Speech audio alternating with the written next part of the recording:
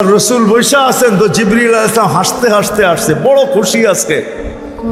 আল্লাহ রসুল জিজ্ঞাসা করছে এত খুশি কেন? বলছে সুসংবাদ নিয়ে আসছি, আপনিও খুশি হয়ে যাবেন। বলছে কি সুসংবাদ? 70,000 উম্মত আপনার হিসাব কিতাব ছাড়া জান্নাতে যাবে। তো শুনতে দেরি, চেহারা মলিন হইতে দেরি হয় নাই।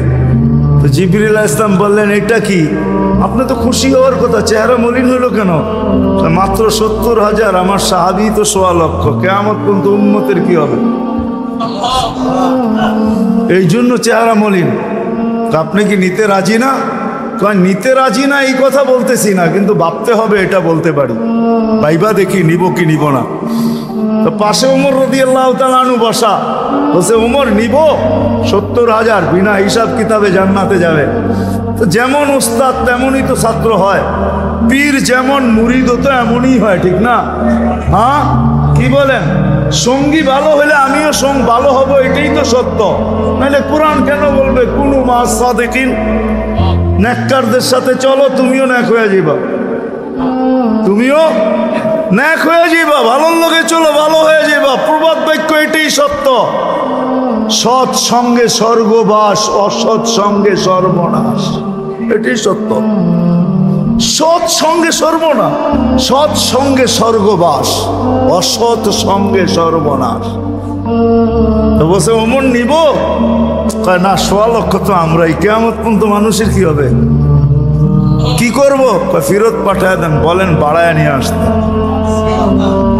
বলছে মশওয়ারা হয়ে গেছে, নিতে পারি না, আল্লাহকে বলো বাড়ায় দিতে। আল্লাহ আল্লাহ, ঠিক না? আল্লাহ আল্লাহ আল্লাহ আল্লাহ, হায় হায়, কার আল্লাহ কিরকম আমি জানি না, কিন্তু মুহাম্মদুর রাসূলুল্লাহর আল্লাহকে দেখলে অন্যরকম দেখা যায়। হায় হায়, আমি মনে হয় বুঝাইতে পারি না আপনাদেরকে। আপনি বলবেন পৃথক করলেন কেন? না, এটা পৃথক না, এটা অন্য জিনিস বুঝাইতে চাইতেছি।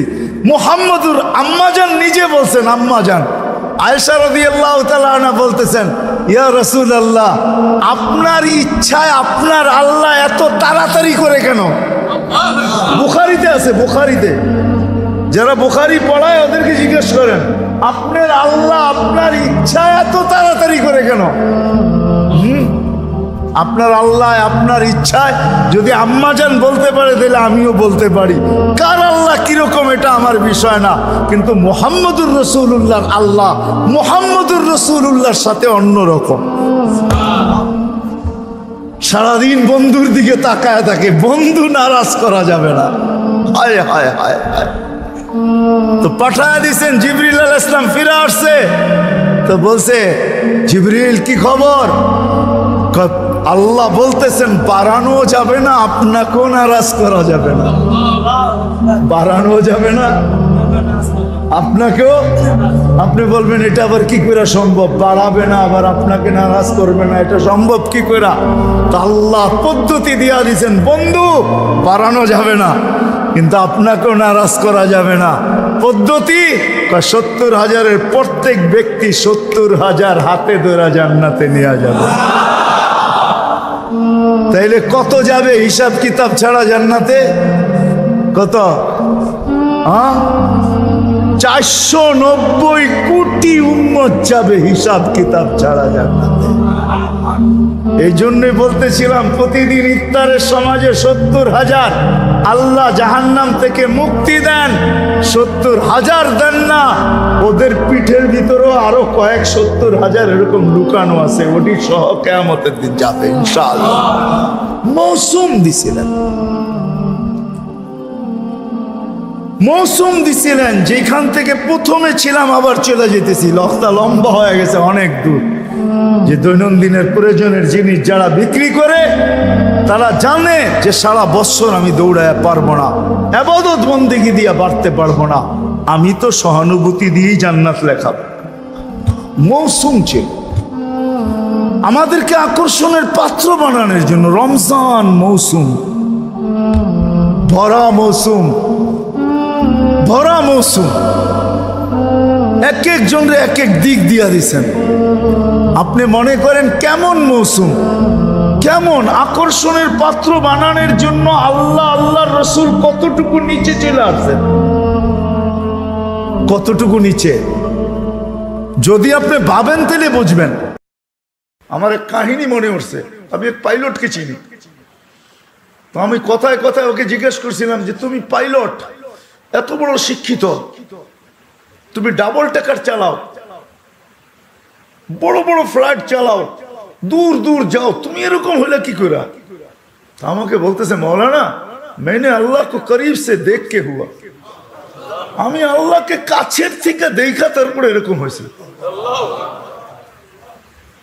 আমি বললাম যে তুমি আল্লাহকে কাছের থেকে দেখলাম? মানি আমি ফ্লাই করে যেতেছিলাম হেথ্রো এয়ারপোর্টে লন্ডনে।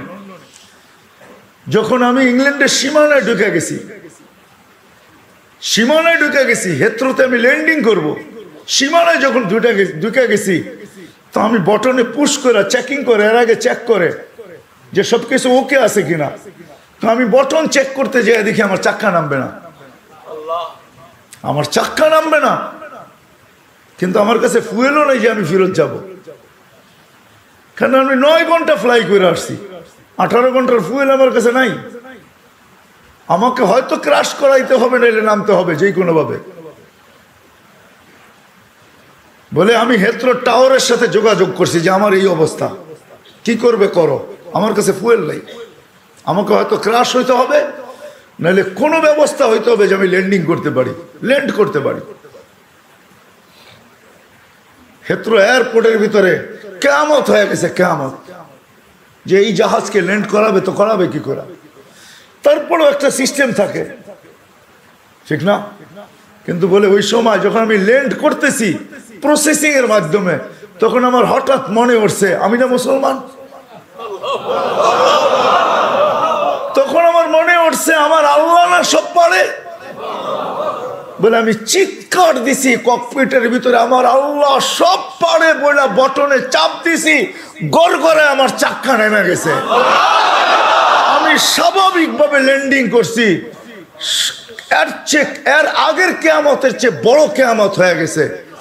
পুরা এয়ারপোর্ট ছুটে আসছে, তুমি আমাদেরকে এই ধোকা দিলে তো দিলে কেন?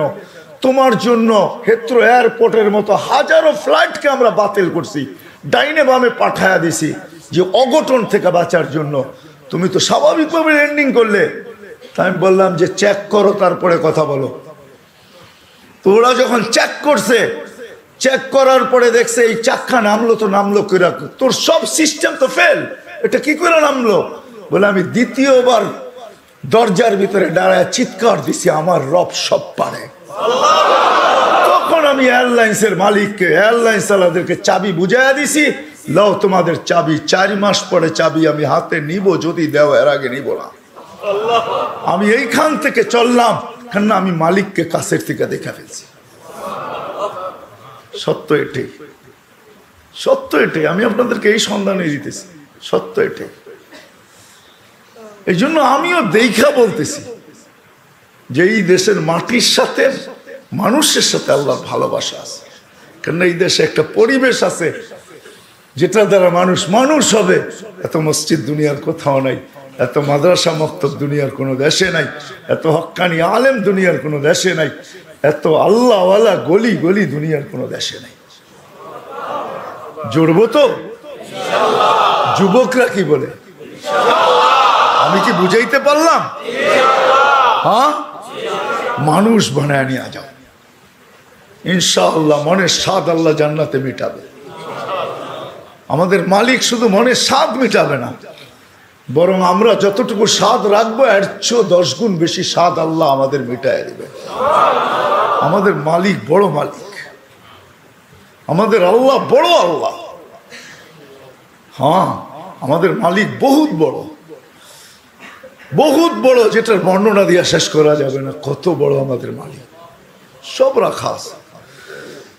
যুবক একটু সহ্য করো।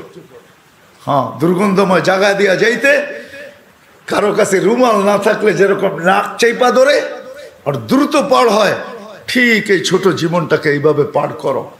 4 জিনিসের সাথে সংযুক্ত করা, ইনশাআল্লাহ তুমি ওই যুবক হইয়া ফিরবে, ওই যুবক। আমি আজকে এক জায়গায় বলতেছিলাম যে ওই আমার মনে হয় আমি বলি যদি ওলামা আমার উপরে আঙ্গুল না উঠায়, তুমি ওই যুবক হয়ে ফিরবে, আল্লাহ আল্লাহর রহমতের আঁচলের নিচে তোমাকে রাখবে।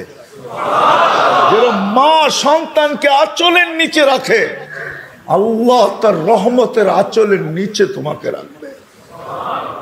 ওই যুবক হয়ে ফিরবে। করবো তো পাক্কা?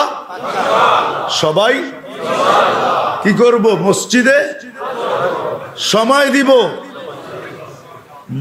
দিনী মাদারেসের সাথে নিজের সম্পর্ক জড়ব, হক্কানি আলেমদের সাথে সম্পর্ক জড়ব, হক্কানি আল্লাহওয়ালাদের সাথে নিজেদের সম্পর্ক কি জড়ব, নিজেদেরকে বাঁধবো, 4 জায়গার সাথে বাইদা রাখবো। যত বেশি দিতে পারি তত উপকৃত হব, তত তাড়াতাড়ি হবে।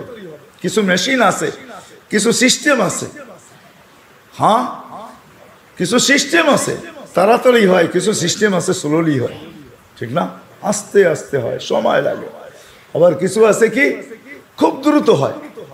ইনশাল্লাহ যত বেশি সময় দিব তত বেশি আল্লাহ আমাকে মানুষের মতো, মানুষ তত দ্রুত গতিতে বানাবে। 4 ক্ষেত্রের সাথে নিজেকে নিজে চুরি। এক, মসজিদ, সময় পাইলেই মসজিদে ঢুকি। আজকের থেকে প্রয়োজন যতটুকু অতটুকু অফিসকে দেন, প্রয়োজন যতটুকু অতটুকু বাজারকে দেন, প্রয়োজন যতটুকু অতটুকু হাটকে দেন, মেল ফ্যাক্টরিকে দেন, কল কারখানাকে দেন, রোড ঘাটকে দেন। বাকি যতটুকু থাকে 4 ক্ষেত্রের ভিতরে সেট করেন। আল্লাহর ঘরে সময় দেন, দিনী মাদারেসের ভিতরে সময় দেন, দিনী মাদারেসের ভিতরে হক্কানি ওলামাদের কাছে সময় দেন, হক্কানি আল্লাহওয়ালাদের কাছে সময় দেন। ভাগ করেন সময়কে, 4 ভাগে ভাগ করেন। ইনশাআল্লাহ বললাম না, 99 ভাগ 99% ইয়াকিনি, হ্যাঁ 100ও বলা যায় যে মানুষ হিসাবে আল্লাহর কাছে ফিরব। আল্লাহ বড় ক্ষেত্র বাংলাদেশে রাখছেন, এরকম ক্ষেত্র দুনিয়ার কোথাও রাখেন নাই। এই জন্য আমি এখনো বলি, আগেও বলতাম যে এই মাটির সাথে আল্লাহর মহব্বত সবচেয়ে বেশি আমার মনে হয়। মক্কা মদিনা ভিন্ন কথা, ওটা নিয়ে তুলনা হয় না, আলোচনা হয় না। বাইতুল মুকাদ্দাস নিয়ে তুলনা হয় না, আলোচনা হয় না। 3টা বিলকুল ভিন্ন। এটাকে আবার জুড়ে দিয়েন না আমার কথার সাথে। বাকি দুনিয়ার ভিতরে এই মাটির সাথে আল্লাহর তাআল্লুক বেশি আমার মনে হয়, মহব্বত বেশি। যার কারণে সারা দুনিয়া সিগন্যাল দেয় বিপর্যয় হবে, আল্লাহ বলে হবে না, এটা আমার মহব্বত আল্লাহ মাটি। এই জন্য এই দেশে কোনো বিপর্যয় হয় না। সারা দুনিয়া সিগন্যাল দেয় বিপর্যয় হবে, এমন হবে, তেমন হবে, এটা হবে, সেটা হবে। আল্লাহ বলে সময় বলবে কি হবে, হবে না। হয় নাই 2 বছর করোনায় কিচ্ছু হয় নাই, কোনো বিপর্যয় হয় নাই, হয়েছে নাকি? হ্যাঁ, এতটুক ছোট একটা দেশ, অসচেতন প্রত্যেকটা মানুষ। এখানে তো কিয়ামত হওয়ার কথা ছিল, ঠিক না? হ্যাঁ, কোভিড-19, ডেল্টা ভ্যারিয়েন্ট, ওমিক্রন, কোনো বিপর্যয় হয়নি। ভূমিকম্প আসে, আমার মনে হয় কাঁপায়া যায় না, ধাক্কা খায়া ফিরা যায়। ওটার ধাক্কাই আমাদের একটু অনুভব হয়, আমি মনে করি। আপনারা কি মনে করেন জানি না, আমি ভাবি, এটা নিয়ে খুব ভাবি, সারাদিন ভাবি যে বাংলাদেশে 8.7 ভূমিকম্প, কোনো বিপর্যয় নাই। দুনিয়া বলতে পারবে না 8.7 ভূমিকম্প আসছে, বিপর্যয় হয় নাই। বলুক দেখি আমেরিকাওয়ালারা, বলুক দেখি কানাডাওয়ালারা, বলুক দেখি ইউরোপ, বলুক দেখি জাপান, উন্নত থেকে উন্নত দেশ বলুক, আমাকে যুক্তি দিয়া বুঝা। ওই থেকে আমি ভাইবা নিছি না, এখানে ভূমিকম্প আসে না, এখানে ধাক্কা লেখা রিপিট যায়। ওই যে ধাক্কা লাগছে ওইটা আমাদের অনুভব হয়, বিপর্যয় হয় না। এই মাটির সাথে আল্লাহর মহব্বত।